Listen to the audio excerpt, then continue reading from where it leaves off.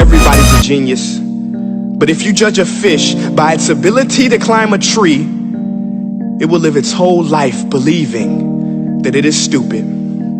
Ladies and gentlemen of the jury, today on trial we have modern day schooling. Glad you could come. Not only does he make fish climb trees, but also makes them climb down and do a 10-mile run. Tell me, school, are you proud of the things you've done? Turning millions of people into robots, do you find that fun? Do you realize how many kids relate to that fish swimming upstream in class, never finding their gifts, thinking they are stupid, believing they are useless? Well, the time has come, no more excuses. I call school to the stand and accuse him of killing creativity, individuality, and being intellectually abusive.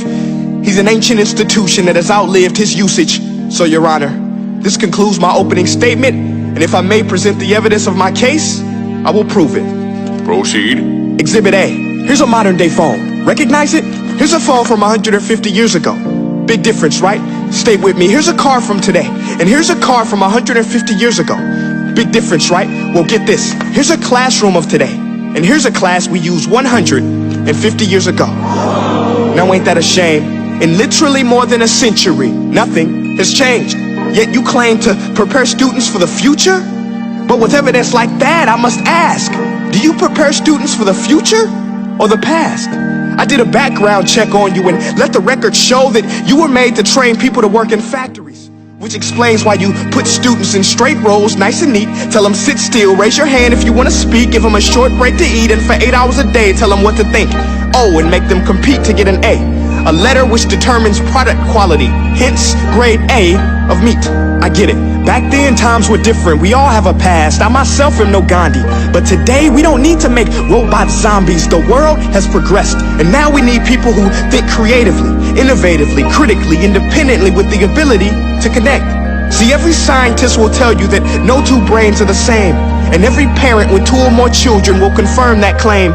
So please explain why you treat students like cookie cutter frames or snapback hats, giving them this one-size-fits-all crap. Watch your language. Sorry, Your Honor, but if a doctor prescribed the exact same medicine to all of his patients, the results will be tragic. So many people would get sick, yet when it comes to school, this is exactly what happens. This educational malpractice, where one teacher stands in front of 20 kids, each one having different strengths, different needs, different gifts, different dreams, and you teach the same thing the same way?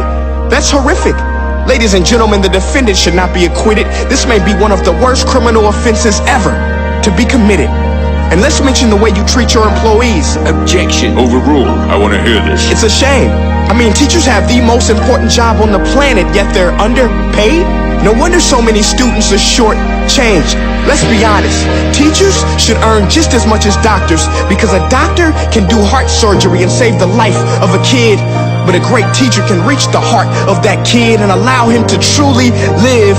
See, teachers are heroes that often get blamed, but they're not the problem. They work in a system without many options or rights. Curriculums are created by policymakers, most of which have never taught a day in their life. Just obsessed with standardized tests. They think bubbling in a multiple choice question will determine success. That's outlandish. In fact, these tests are too cruel to be used and should be abandoned, but don't take my word for it. Take Frederick J. Kelly, the man who invented standardized testing, who said, and I quote, "These tests are too cruel to be used and should be abandoned." Ladies and gentlemen of the jury, if we continue down this road, the results will be lethal. I don't have much faith in school, but I do have faith in people. And if we can customize healthcare, cars, and Facebook pages, then it is our duty to do the same for education, to upgrade it, change it, do away with school spirit, because that's useless. Unless we're working to bring the spirit out of each and every student, that should be our task. No more Common Core. Instead, let's reach the core of every heart in every class. Sure, math is important, but no more than art or dance. Let's give every gift an equal chance. I know this sounds like a dream, but countries like Finland are doing impressive things. They have shorter school days. Teachers make a decent wage. Homework is non-existent, and they focus on collaboration instead of competition. But here's the kicker, boys and girls. Their educational system outperforms every other country in the world. Other places like Singapore are succeeding rapidly. Schools like Montessori, programs like Khan Academy. There is no single solution, but let's get moving. Because while students may be 20% of our population, they are 100% of our future. So let's attend to their dreams, and there's no telling what we can achieve.